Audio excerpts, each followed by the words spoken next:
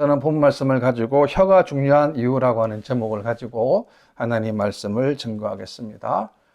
밴쿠버에 많은 눈이 왔습니다. 오늘은 부득이하게 줌으로 예배를 드리게 되었습니다. 야고보서를 보게 되면 강조하는 것이 믿음과 삶에는 반드시 실천, 행함이 있어야 된다는 것을 강조하고 있습니다. 만약에 행함이 없는 믿음은 그 자체가 죽은 믿음이라고 했습니다. 그러니까 겉모습은 믿음일지 몰라도, 믿음의 모습일지는 몰라도 그것이 하나님이 원하시는, 하나님이 바라시는 믿음이 될 수 없다는 것을 말씀하는 것입니다. 야고보 3장에 보게 되면 성도의 삶을 더 구체적으로 말씀하고 있는데요. 특별하게 우리가 사용하는 말과 언어에 대해서 본문에서 말씀하고 있습니다. 인간이 타락하여서 인간의 타락은 곧 인간의 언어도 타락이 되었습니다. 세상에 지금 들리는 흔히 사용하는 말을 들어보십시오.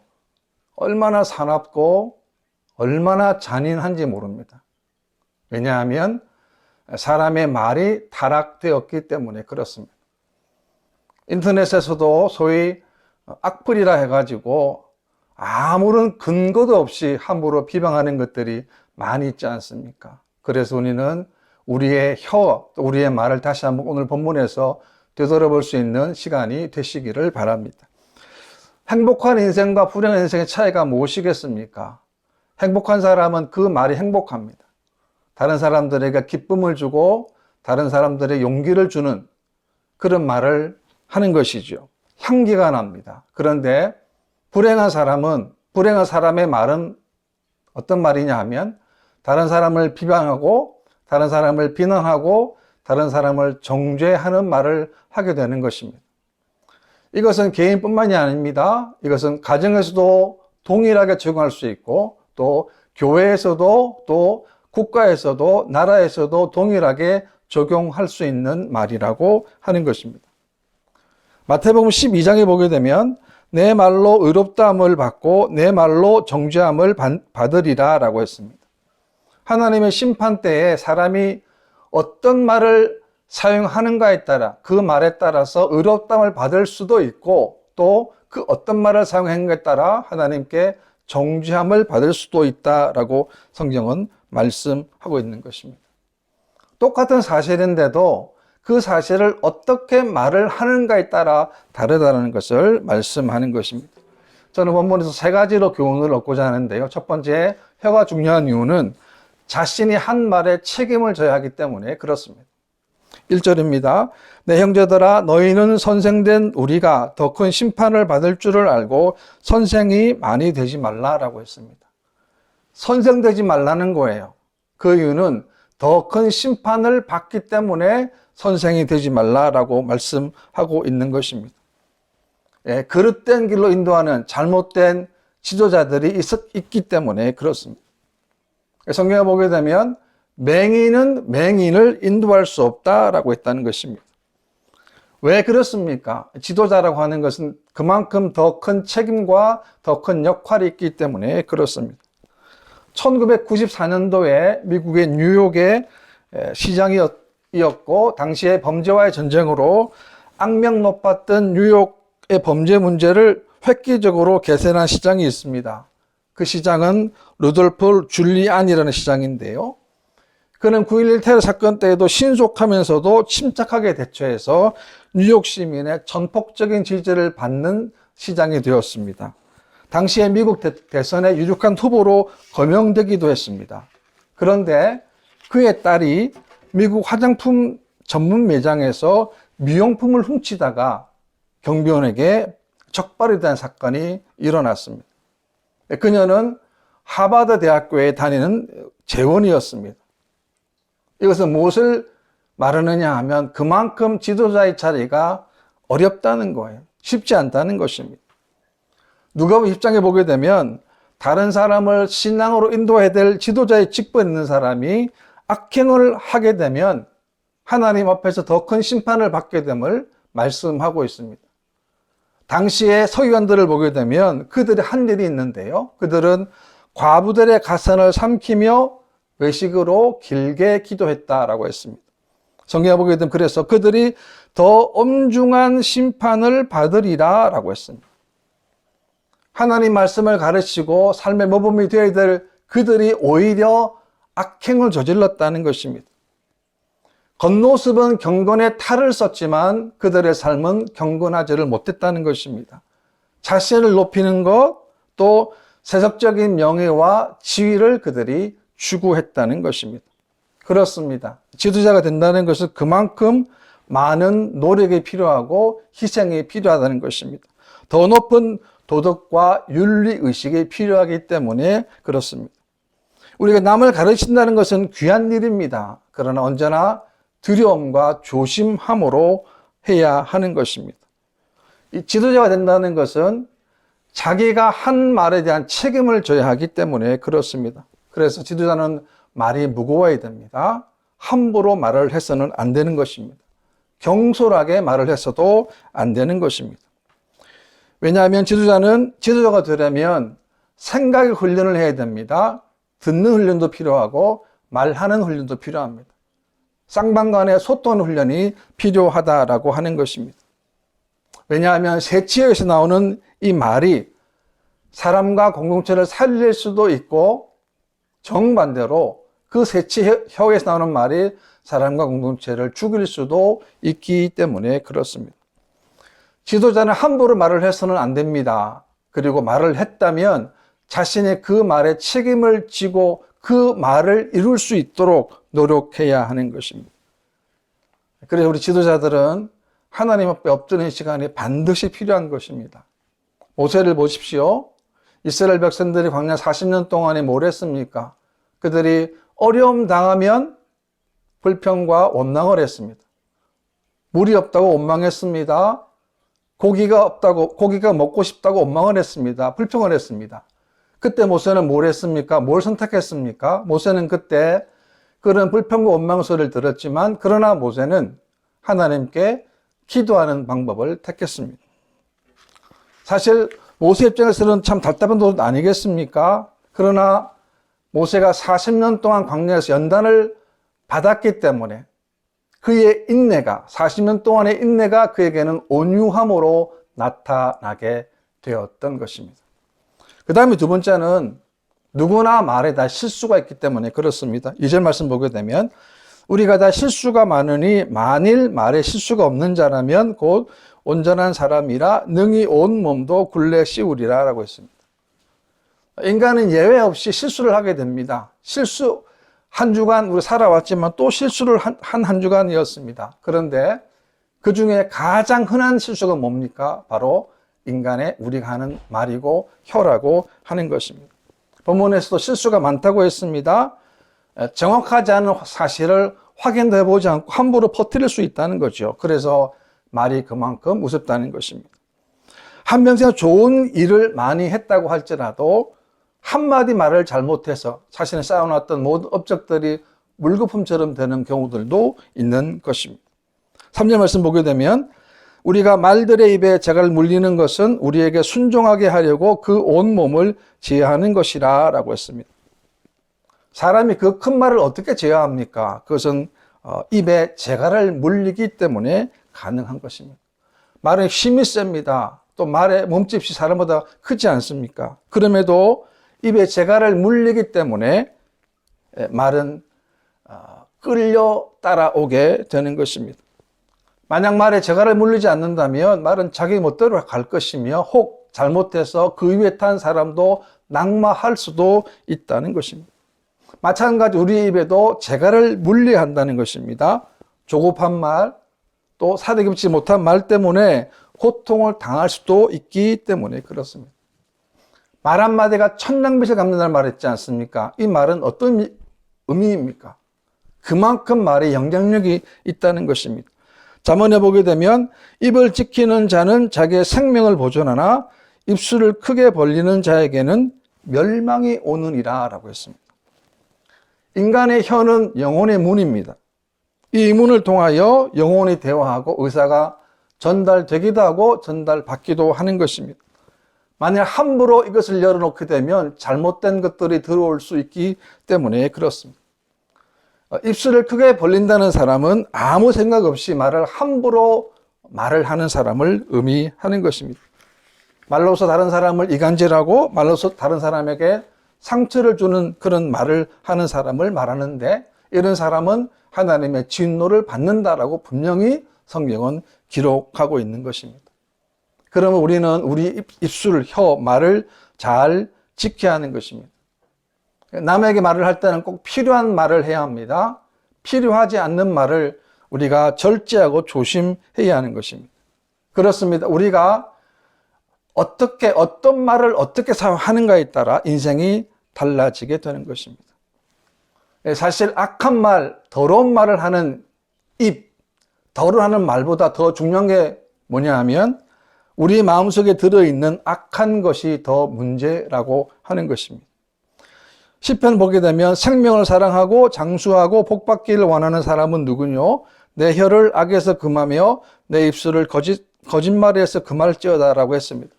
두 가지 금해라고 그랬습니다. 악한 말 하지 말라는 거예요. 또 하나는 거짓말을 하지 말라는 겁니다.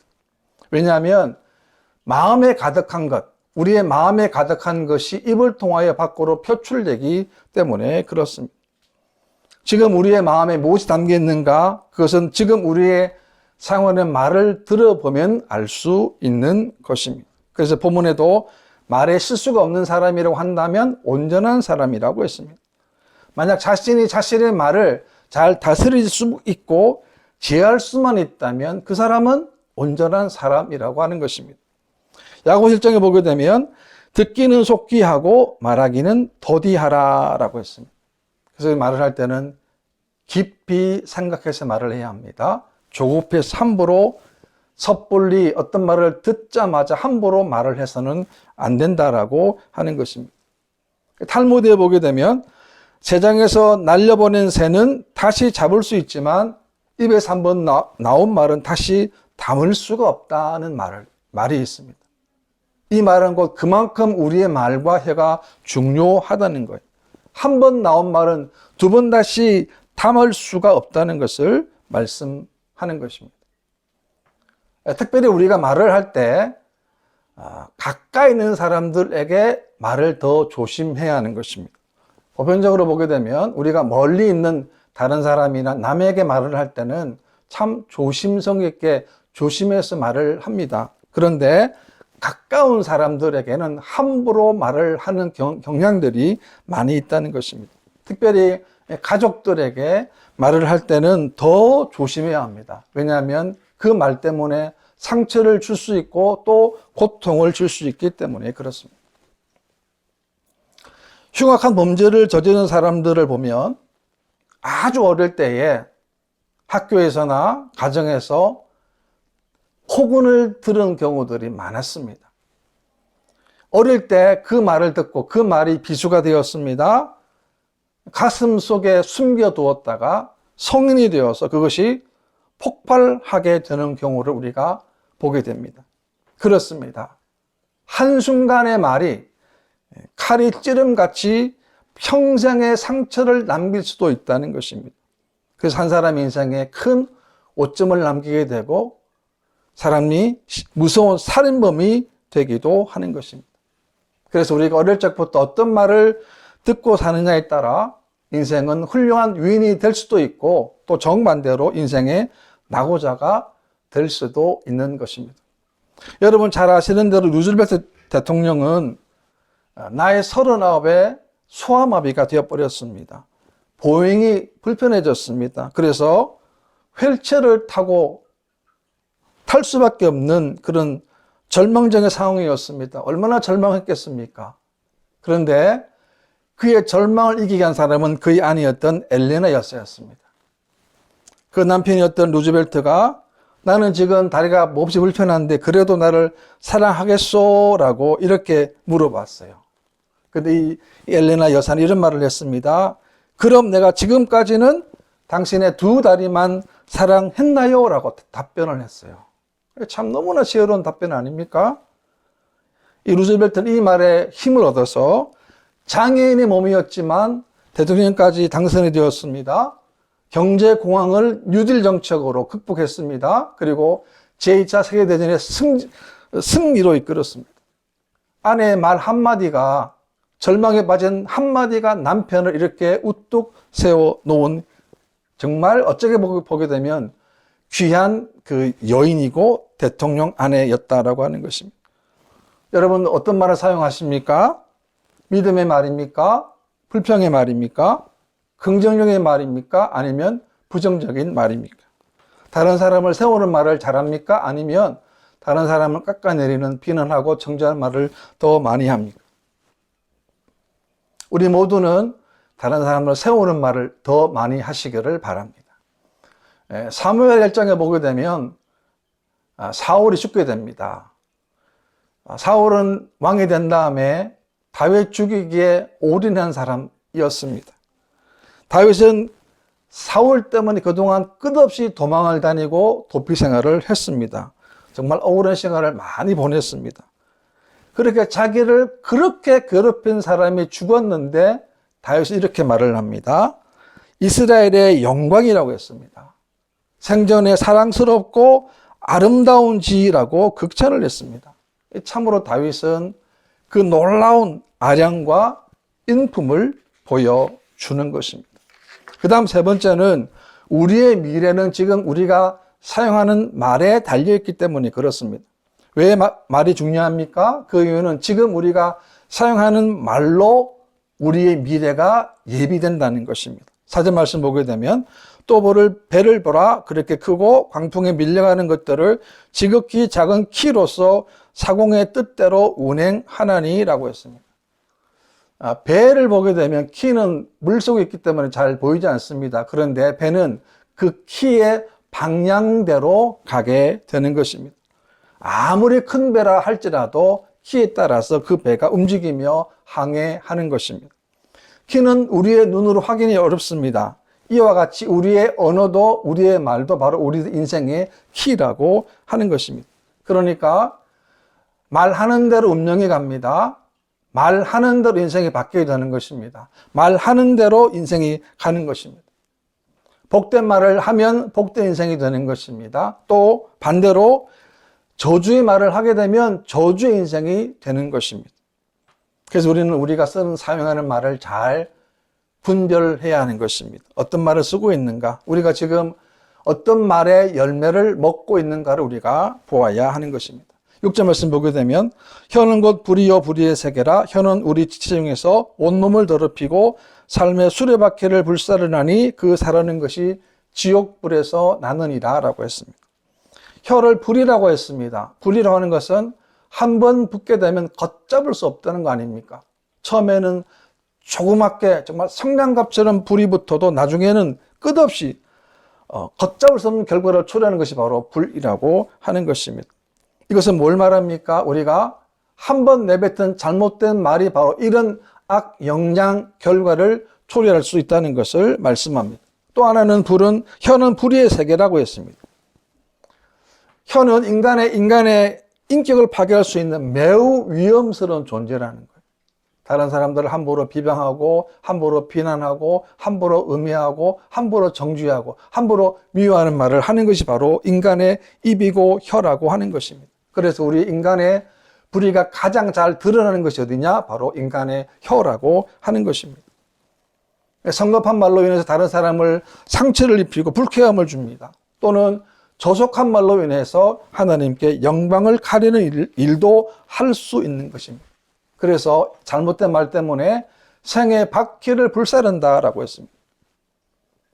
바퀴 불이는 어떻게 됩니까? 바퀴만 불타는 것이 아닙니다. 자동차, 마차 전체가 불이 나게 되는 것처럼 우리 인생에도 그렇습니다. 잘못된 말 한마디 한마디가 인생을 여지없이 망하게도 할 수 있는 것입니다. 야고보 기자는 인생을 파괴하는 불의 근원을 지옥불에서 난다라고 했습니다. 혀는 많은 죄악의 도구입니다. 우리가 혀로서 사람을 유혹합니다. 죄의 더러움을 가져오게 되는 것입니다. 다른 사람들을 악하게 만드는 것이 바로 우리 인간의 사용하는 말과 혀라고 하는 것입니다. 잠언 14장 말씀 보게 되면 사람은 입의 열매로 인하여 복록을 누리거니와 마음이 계산한 자는 강포를 당하느니라 라고 했습니다. 인간이 행하는 것, 입 때문입니다. 인간이 망하는 것도 입 때문입니다. 참 놀라운 사실입니다. 입 때문에 흥하기도 하고 입 때문에 망하게 한다는 것입니다. 잘못된 혀의 사용은 한 사람의 인생에 치명적인 상처를 가할 수도 있는 것입니다. 어떤 철학자는 이런 말을 했습니다. 말은 행동의 거울이다 라는 말을 했습니다. 그렇습니다. 말은 행동의 거울입니다. 또 어떤 사람은 말 한마디에 세상을 지배할 힘이 있다라고 했습니다. 어두운 말이 있고 밝은 말이 있는데 어두운 말이 어떤 말이냐면 다 그런 거야. 다 그런 거야. 또 나 하나쯤이면 괜찮아. 다른 사람들 다 그래라는 말. 어두운 말입니다. 밝은 말이 있습니다. 다 그런다 할지라도 나 하나만큼은 또 하나는 다른 사람 다 그래도 나는 이렇게 하겠다는 거죠. 여러분이 세 마디 말이 인생을 바꿀 수 있습니다. 왜냐하면 말은 생각에서 나오고 행동은 말을 따라가기 때문에 그렇습니다. 우리 믿는 사람들은 어떤 말을 사용해야 되겠습니까? 우리는 희망의 말을 사용해야 됩니다. 다 그래도 나 하나만큼은 정말 하나님을 예배하겠다. 나 하나만큼은 정말 하나님을 섬기겠다는 그런 믿음의 고백이 필요한 것입니다. 10편 39편 말씀 보게 되면 내가 말하기를 나의 행위를 조심하여 내 혀로 범죄하지 아니하리니 악인이 내 앞에 있을 때에 내가 내 입에 재갈을 먹으리라 하였도다 라고 했습니다. 악한 사람이 내 앞에 있으면 내 입에 재갈을 물리겠다는 거예요. 악한 사람들의 말에 함부로 동조하지 않고 조심하겠다는 말 아닙니까? 그러면 우리는 말을 하기 전에 먼저 깊게 생각해야 되는 것입니다. 왜냐하면 이 혀의 문제는 근본적으로 우리의 마음의 문제이기 때문에 그렇습니다. 우리의 마음에 초점을 맞춰야 된다는 것입니다. 우리는 마음을 잘 지켜야 합니다. 우리는 좋은 것 들어야 합니다. 좋은 것 보아야 합니다.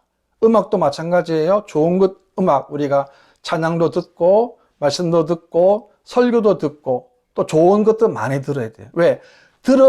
내가 들으면 내 마음에 채워지면 그것이 내 입술을 통해서 나오기 때문에 그렇습니다.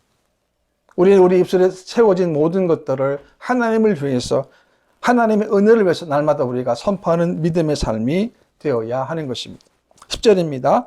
한 입에서 찬송과 저주가 나오는도다. 내 형제들아 이것이 마땅하지 아니하니라라고 했습니다. 그렇습니다. 한 입에서 찬송과 저주가 나올 수 없습니다. 근데 문제는 뭡니까? 우리가 나온다는 거예요. 그래서 우리는 우리 입술에서 저주가 나올 때 참아야 합니다. 입을 닫아야 합니다. 입을 조심해야 합니다. 그리고 우리는 우리의 말과 혀가 하나님을 노래하고 하나님을 찬양하는 입술이 되어야 하는 것입니다. 이사야 말씀 보게 되면 이 백성은 내가 나를 위하여 지었나니 나를 찬송하게 하려 함이니라 라고 했습니다. 우리 입술을 주셨습니다. 말을 주셨습니다. 혀를 주셨습니다. 왜 주셨냐? 하나님을 찬송하게 하기 위함이라고 했습니다. 우리는 무엇보다도 좋지 못한 언어 습관을 바꿔야 합니다. 그리고 우리가 해야 할 말과 하지 말아야 할 말을 가려서 할 줄 알아야 됩니다. 에베소 5장 말씀 보게 되면 누추함과 어리석은 말이나 희롱의 말이 마땅치 아니하니 오히려 감사하는 말을 하라라고 했습니다. 우리는 이 땅 가운데 하나님께 감사하는 말만 남기시기를 바랍니다. 또 우리가 교회 앞에서도 가정에서도 우리가 모든 하는 일 위에도 하나님께 감사하는 말만 남기시기 바랍니다. 어려움을 당하면 우리 심지어 믿는 사람들 가운데도 하나님이 살아계신다면 어떻게 나에게 이렇게 할 수 있는가라고 불평을 하기 쉽습니다. 그러나 진정의 믿음의 사람이라고 한다면 비록 어려움을 당하고 겪고 있지만 이 어려움 속에 분명히 하나님 뜻이 있다는 사실을 알고 묵묵히 전진하는 거예요. 이것이 바로 진실로 믿음의 사람의 삶인 것입니다. 하나님이 또 귀한 주일을 허락해 주셨습니다. 우리가 혀를 왜 조심해야 됩니까? 우리가 한번 깊이 묵상해 보십시오. 오늘부터라도 우리는 혀를 잘 조절하시기 바랍니다. 혀를 잘 조절하는 사람이 온전한 사람이라고 했습니다.